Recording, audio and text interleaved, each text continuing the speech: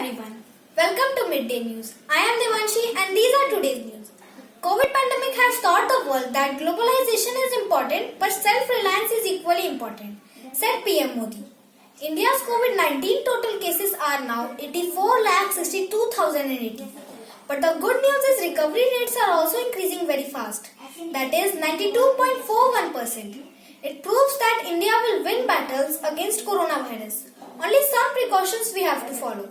That are maintain hygiene standards, improve immunity, improve your diet, don't skip yoga or exercise, drink warm water, and in last and most important thing is that we have to cover our nose and mouth with mask in public place. Now Diwali is coming and pollution is also increasing very fast as coronavirus cases increasing. So this year we promised to ourselves that we have to celebrate Green Diwali and polluted free Diwali. Now let's go for shopping for Diwali. Now we are in the market. Wow, this is so beautiful.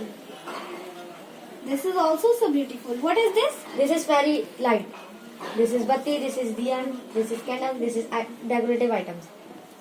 What is this? This is green crackers. What's its price? 50 rupees. I want to buy this tea. Okay. Give me 100 rupees.